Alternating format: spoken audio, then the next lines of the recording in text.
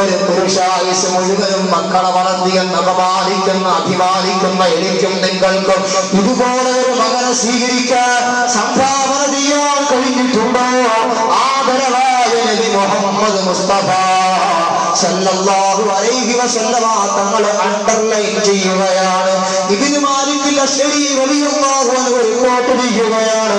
ഖാല റസൂലുള്ളാഹി സല്ലല്ലാഹു അലൈഹി വസല്ലം ലൈസ അദുവകല്ലദീ ഇൻ ഖതൽതഹു ഖാന ലകറൂറാ വഇൻ ഖതലക ദഖൽതൽ ജന്ന വലാകിൻ അഇദാ അദുവകല്ലദീ ഖറജ മിൻ സുൽബിക മുഹമ്മദ് മുസ്തഫ. എന്താണ് നബി തങ്ങൾ പറഞ്ഞത്? നിന്റെ ശത്രുവാരാണെന്നാണ് നീ മനസ്സിലാക്കിയത്. നിന്റെ പള്ളിയുടെയും വീടിന്റെയും തൊട്ടപ്പുറത്തുള്ള ചന്ദന കുറി ധരിച്ച നിന്റെ സഹോദര സമുദായത്തിൽപ്പെട്ട ഹൈന്ദവ സഹോദരൻ യഥാർത്ഥത്തിൽ നിന്റെ ശത്രുവല്ലേ അല്ല മുഹമ്മദ് മുസ്തഫ.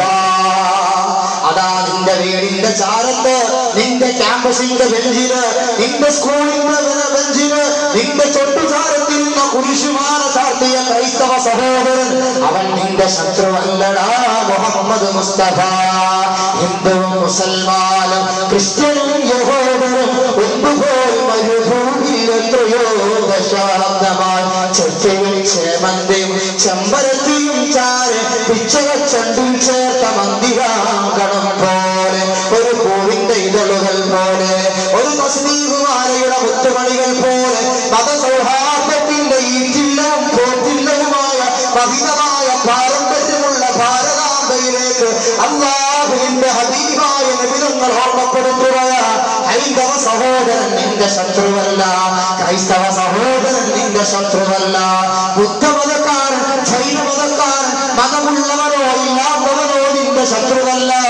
റസൂലുള്ളാഹി എത്രത്തോളം പറഞ്ഞു, അടർക്കണത്തിൽ ഊരിപ്പിടിച്ച പടവാളുകൊണ്ട് നിന്റെ ശിരസും ഉടലും രണ്ടു തുണ്ടമാക്കിയ യുദ്ധക്കളത്തിൽ നിന്നെ ഛിന്ന ഭിന്നമാക്കിയ നിന്റെ എതിരാളിയുണ്ടല്ലോ, ആ എതിരാളി പോലും യഥാർത്ഥത്തിൽ നിന്റെ ശത്രു അല്ലേ അല്ല മുഹമ്മദ് റസൂലുള്ളാഹ്.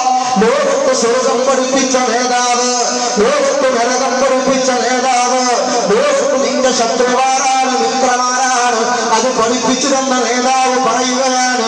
വലാകിൻ അഇദാ അദുവകല്ലദീ ഖറജ മിൻ സുൽബിക.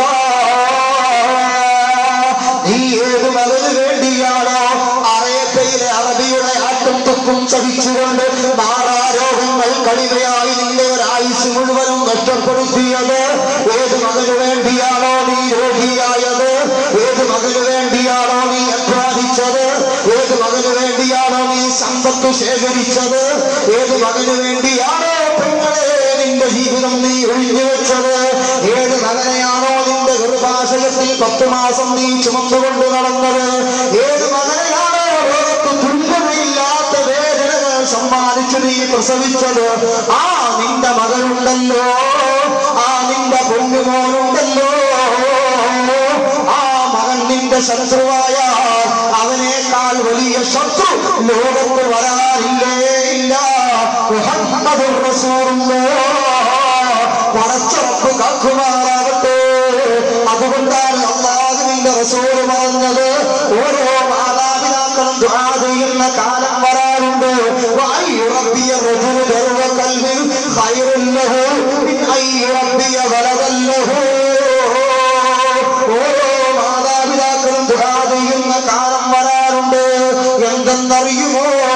സ്വന്തം മകനിലേക്ക് നോക്കിയിട്ട്, സ്വന്തം മകനിലേക്ക് നോക്കിയിട്ട് റബ്ബേ ഇതുപോലെ ഒരു മകനെ എനിക്ക് നീ തന്നതിനേക്കാൾ നല്ലത്, ഇതുപോലെ ഒരു മകളെ എനിക്ക് നീ തന്നതിനേക്കാൾ നല്ലത് ഒരു പട്ടിക്കുട്ടിയെ തന്നാൽ മതിയായിരുന്നല്ലോ. ഓരോ മാതാപിതാക്കളും ദുആ ചെയ്യുന്ന കാലം വരുമെന്ന് സയ്യിദുനാ മുഹമ്മദ് റസൂലുള്ളാഹ്